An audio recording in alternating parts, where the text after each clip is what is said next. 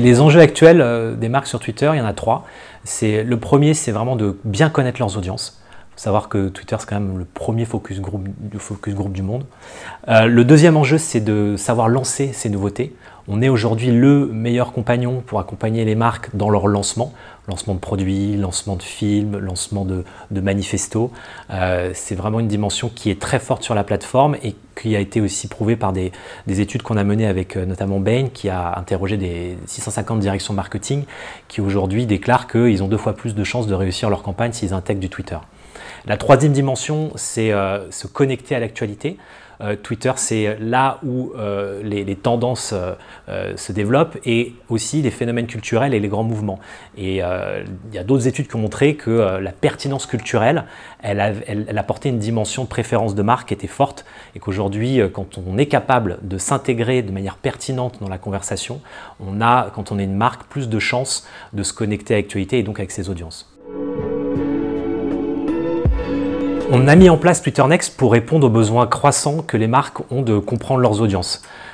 Twitter Next aide les marques à ce qu'on parle d'elles et quand ils lancent des communications ou se connectent à l'actualité, ils ont besoin de comprendre ces marques et c'est un des rôles de Twitter Next, c'est de trouver les bons insights. Pour ça, on a une équipe pluridisciplinaire qui est composée de brand planners, de brand stratégistes, de creative tech et de gens qui analysent la data, on appelle les data scientists. Et c'est toutes ces équipes qui vont aider les marques très en amont pour s'intégrer dans ces conversations. On intervient en priorité sur des campagnes qui ont pour ambition d'animer la conversation. On intervient beaucoup moins sur les campagnes dites à la performance. Nous, notre travail, c'est de faire en sorte que les marques puissent rentrer dans la conversation et être pertinentes d'un point de vue culturel.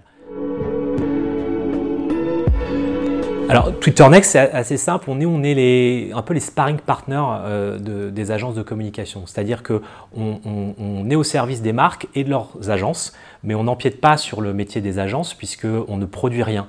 Donc, on les aide à être plus agiles, on les inspire, on leur donne du temps pour réfléchir au brief, travailler avec eux, mais on est vraiment au service de l'écosystème créatif des agences pour qu'ils soient plus forts sur Twitter. À la fin, c'est eux qui montent sur le ring et c'est eux qui font la campagne.